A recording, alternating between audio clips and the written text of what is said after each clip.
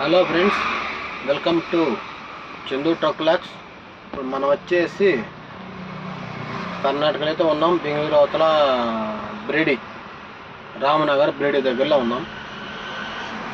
ఇక్కడైతే మొక్కజొన్నలు అయితే అన్లోడ్ అయితే చేసినాను. చేసిన తర్వాత ఇక్కడైతే లోడ్ అయితే రాలేదు, ఇంకా ఇక్కడే ఉన్నాను. చూడండి, పార్కింగ్లో అయితే ఉన్నాను.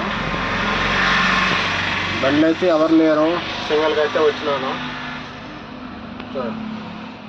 ఇక్కడే హైవే పక్కన అయితే బండి అయితే ఆపుకున్నాను. బిరిడి టౌన్లోకి వెళ్ళే రోడ్డు ఇది. అక్కడ ముందుకెళ్తే అక్కడ హైవే, నేషనల్ హైవే, మన మైసూర్ బెంగళూరు హైవే. ఇక్కడైతే ఆపుకున్నాను. చూడండి,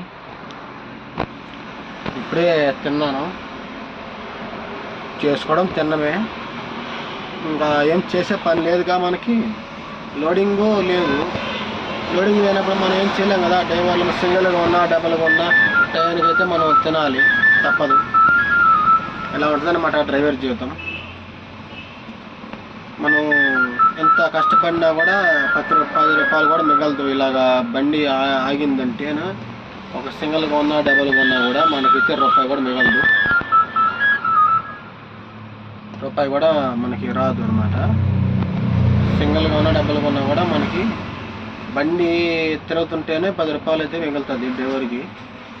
ఈ విధంగా ఆల్టింగ్లు అయినాయంటే రోజుకి కనీసం 300 రూపాయలు 400 రూపాయలు ఖర్చు అయితే అవుతుంది భోజనానికి. కానీ మనం ఎంత భోజనం చేసుకున్నా కూడా కూరగాయలు కానీ వాటికి కానీ కనీసం 100-200 అయితే ఖర్చు అవుతుంది. ఇంకా ఇంకా తాగేవాళ్ళు వీళ్ళు ఉంటారు. లేదంటే ఇంకా ఎక్కువ ఖర్చు ఉంటాయి కదా, సీరియల్ తాగేవాళ్ళు, బీడీలు తాగేవాళ్ళు, ఇవన్నీ ఉంటాయి కదా. వాటితో పాటు అయితే ఖర్చు అయితే ఎక్కువ ఉంటుంది, చెప్పలేము మనం. ఇలా ఉంటుంది అన్నమాట డ్రైవర్కి. బయట లైన్ బండికి తిరిగే వాళ్ళకి ఏం చేయలేము. ఎంత ఖర్చు పెట్టకూడదు అనుకుంటారు, కానీ ఖర్చు పెట్టాలి, తప్పదు. ఎందుకంటే అలా ఉంటుంది అన్నమాట ఇది డైరెక్ట్ డ్రైవింగ్.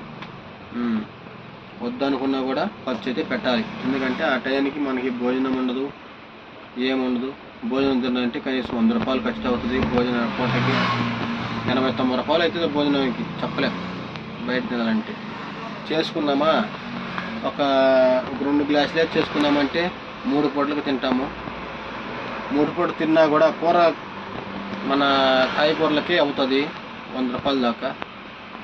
అది మన డ్రైవర్లు అయితే. Okay friends.